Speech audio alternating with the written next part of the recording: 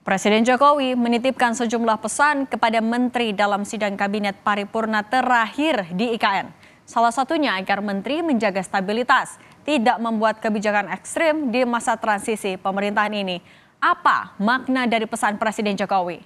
Kita bahas bersama Direktur Eksekutif The Political Literacy, Kang Gun-Gun Herianto. Kang Gun-Gun, selamat sore. Selamat sore, Mbak Cindy. Kang Gun-Gun, kalau tadi Presiden Joko Widodo minta jaga kestabilan, tidak bikin kebijakan ekstrim di masa transisi, apakah sebenarnya Pak Jokowi lagi merujuk kepada kebijakan tertentu secara spesifik? Menurut saya ini satu hal yang memang digarisbawahi oleh Pak Jokowi, terutama terhubung dengan transisi ya. Karena apa? Ini adalah fase krusial dari pemerintahan Pak Jokowi ke Prabowo yang akan beralih 20 Oktober, sehingga kemudian dibutuhkan prakondisi yang memadai dari sisi stabilitas dan dari sisi arah kebijakan, dan tentu salah satu yang dimention secara eksplisit oleh Pak Jokowi untuk para menteri tidak membuat ya kebijakan yang ekstrim dan lebih mengacu kepada kondusifnya transisi, dan itu tentu satu kewajaran disampaikan oleh presiden. Kenapa? Karena tentu Pak Jokowi menginginkan soft landing dan kemudian juga proses yang berlanjut ke Pak Prabowo dengan satu perencanaan yang jauh lebih baik. Kira-kira begitu. Tadi kalau Kang Gun-Gun sempat menyinggung karena ini adalah momen yang krusial. Krusial itu artinya adalah tadi karena Pak Jokowi memang pengen ada soft landing atau justru ada sesuatu di baliknya yang bikin Pak Jokowi akhirnya merasa harus menegaskan itu di sidang kabinet terakhir. Ya, karena pasti ya ada konteks. Kenapa saya bilang krusial? Karena kan ada dua hal. Pertama, soal penyusunan kabinet ini adalah fase krusial bagi presiden yang akan menjabat. Kemudian yang kedua, bagi Pak Jokowi sendiri bicara soal keberlanjutan legasi IKN.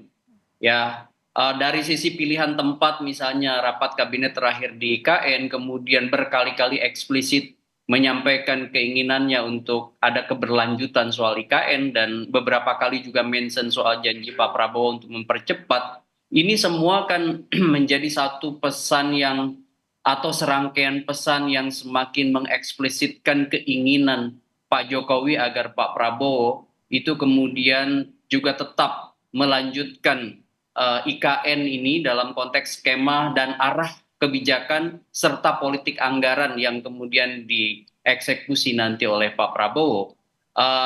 Saya melihat ada semacam peneguhan atau proses reinforcement dari pesan tersebut pada Pak Prabowo, dan ini tentu menjadi semacam pesan khusus sebenarnya yang saya tangkap berkali-kali Pak Jokowi kemudian menyatakan ini secara eksplisit.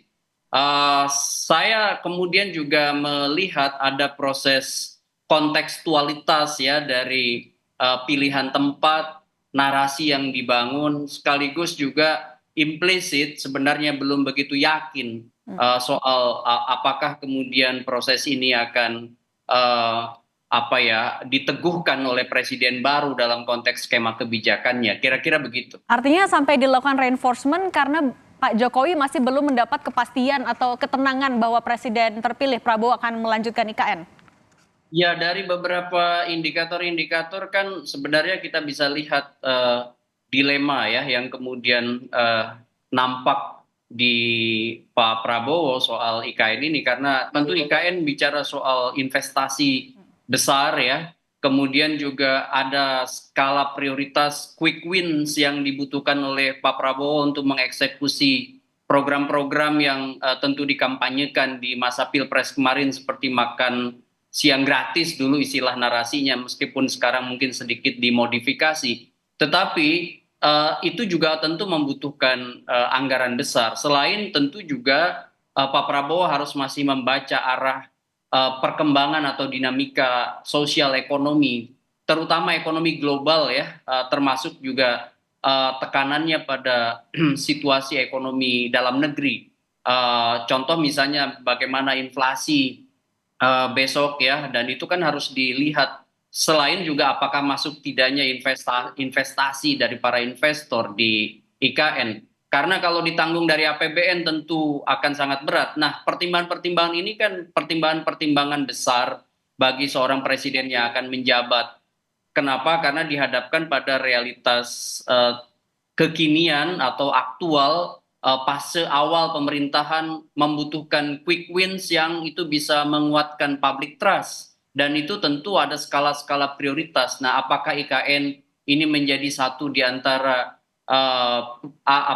top of mind yang akan dieksekusi di awal atau mungkin di tengah? Saya tentu harus lihat arah politik anggaran yang kemudian nanti dieksekusi oleh Pak Prabowo begitu.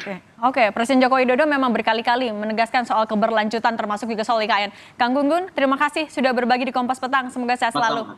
Ya.